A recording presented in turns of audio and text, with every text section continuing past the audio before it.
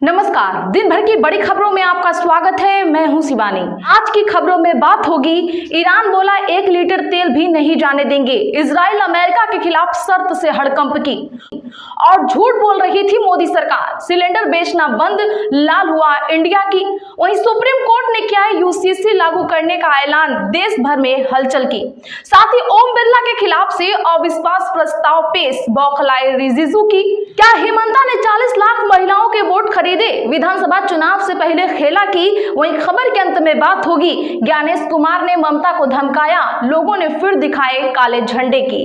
इसी के साथ आज दिन भर की सभी बड़ी और प्रमुख खबरों को जानेंगे विस्तार से। उससे पहले एक नजर सुर्खियों पर। एनसीईआरटी ने ज्यूडिशरी करप्शन चैप्टर पर बिना शर्त माफी मांगी, कहा अब किताब उपलब्ध नहीं। एससी बोला था न्यायपालिका को बदनाम करने की इजाजत नहीं। किसान की बेटी की शादी में पहुंचे राहुल गांधी, सोनीपत में बालूशाही देखकर बोले ये क्या है, चूरमा खाया ब्याह के गीत सुने। हरियाणा कांग्रेस नेत्री बोली पार्टी नेताओं को करोड़ों रुपए दिए, पैसे लेकर भी टिकट पद नहीं मिला। दिल्ली पुलिस को चैटिंग के स्क्रीनशॉट भेजे। सुरक्षा चाहिए तो मुझे वोट दो, ममता बनर्जी के वायरल बयान पर भड़की भाजपा, अकबरुद्दीन ओवैसी से कर दी तुलना। उत्तराखंड विधानसभा में कांग्रेस विधायकों का हंगामा, स्पीकर को दिखाए बैनर और पोस्टर, कूच के लिए निकले, गोदियाल को वाटर कैनन से रोका।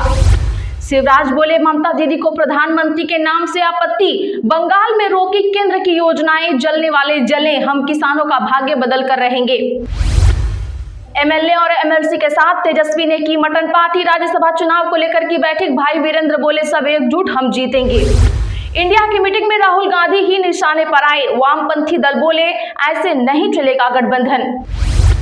सुप्रीम कोर्ट बोला सरकार कोविड वैक्सीन से नुकसान का मुआवजा दे, एरर फ्री पॉलिसी बनाए, साइड इफेक्ट्स की जांच के लिए एक्सपर्ट पैनल की जरूरत नहीं। राज्यसभा चुनाव से पहले 26 नेता निर्विरोध निर्वाचित, इनमें शरद पवार, रामदास अठावले, विनोद तावड़े, अभिषेक मनु सिंघवी शामिल। 11 सीटों पर है मुकाबला।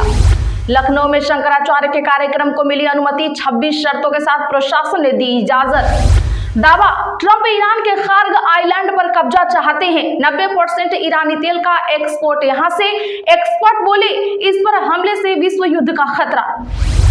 ब्रह्मोस मिसाइल सिस्टम खरीदेगा इंडोनेशिया, $200 मिलियन से $350 मिलियन की डील पर बातचीत जारी। इससे पहले फिलीपींस ने खरीदा था। सेंसेक्स 640 अंक चढ़कर 78,206 पर पहुंचा।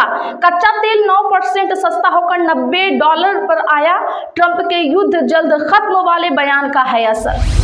पश्चिम एशिया तनाव का असर, गैस संकट के चलते बदले जा रहे होटलों के मेन्यू। गुजरात में औद्योगिक आपूर्ति में कटौती।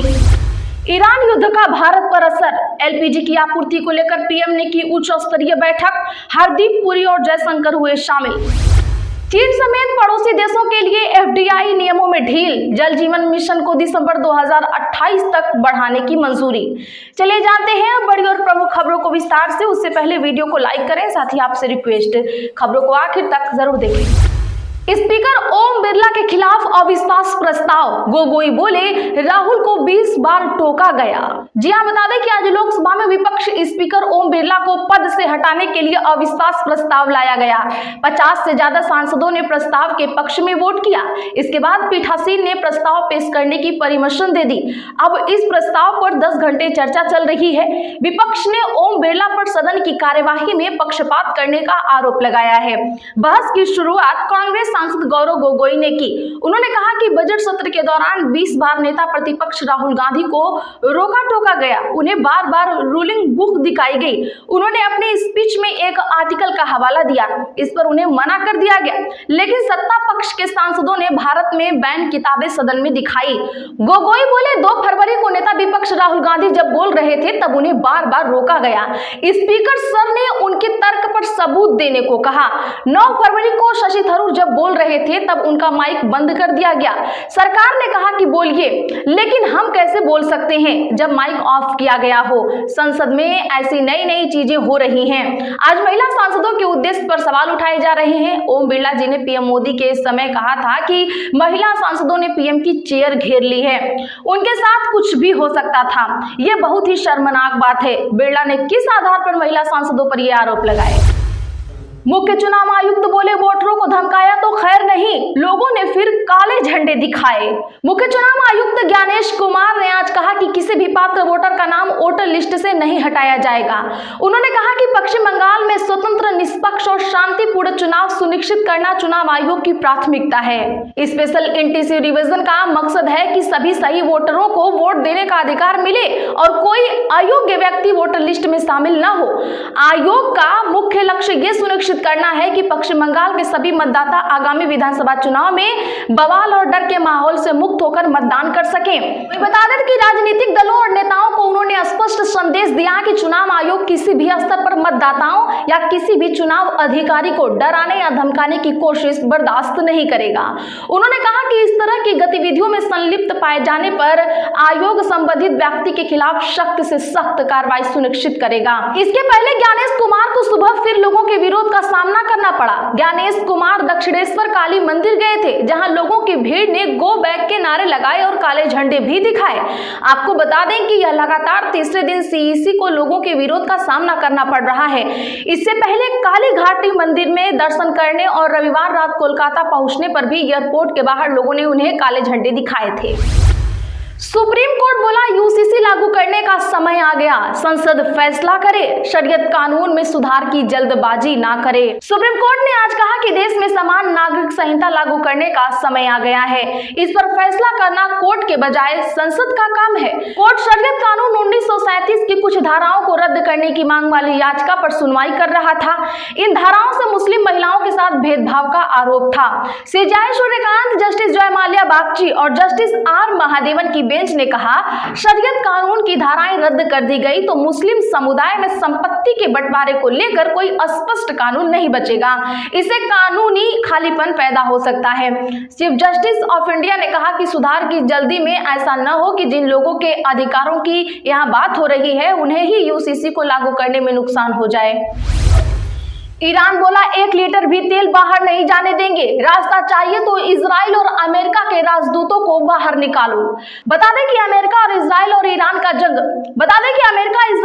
का जंग का आज 11वां दिन है। इस बीच ईरान ने कहा है कि वह 1 लीटर तेल भी बाहर नहीं जाने देगा।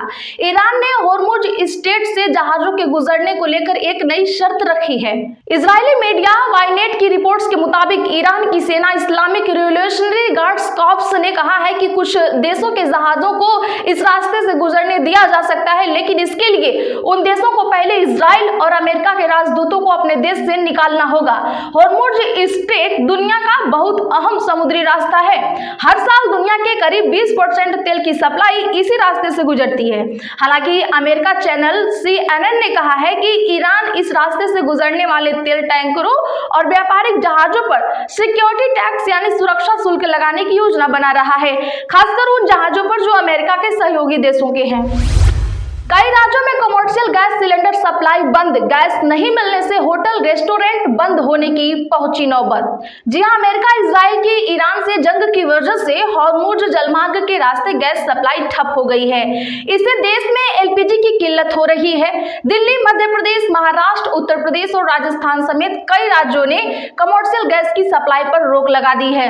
गैस सप्लाई बंद होने की वजह से कई शहरों में रेस्टोरेंट और होटल बंद होने की नौबत आ गई है। ऐसे में सरकारी सूत्रों का कहना है कि तेल कंपनियां अलग अलग रेस्टोरेंट एसोसिएशनों से बात करेगी ताकि LPG सप्लाई की दिक्कतों को समझा जा सके। इधर केंद्र सरकार ने गैस समेत जरूरी चीजों की जमाखोरी रोकने के लिए देश भर में आवश्यक वस्तु अधिनियम 1955 लागू कर दिया है। अब गैस को 4 कैटेगरी में बांटा जाएगा। पहली कैटेगरी ये है कि इसमें घर की रसोई और गाड़ियों में डलने वाली CNG आती है, इसमें पहले की तरह पूरी गैस मिलती रहेगी। वहीं दूसरी कैटेगरी है खाद्य कारखाना वाली फैक्ट्रियों को करीब 70% गैस दी जाएगी। वहीं तीसरी कैटेगरी बड़े उद्योग की है, जहां जरूरत की लगभग 80% गैस मिलती रहेगी। और चौथी कैटेगरी है छोटे बिजनेस और होटल, जिसमें 80% गैस दी जाएगी। असम में 40 लाख महिलाओं को मिले 9,000 रुपए। विधानसभा चुनाव से पहले हुआ बड़ा खेला। जी हां, बता दें कि असम में आज 40 लाख परिवार की महिलाओं को 9,000 रुपए उनके बैंक खातों में भेजे गए हैं।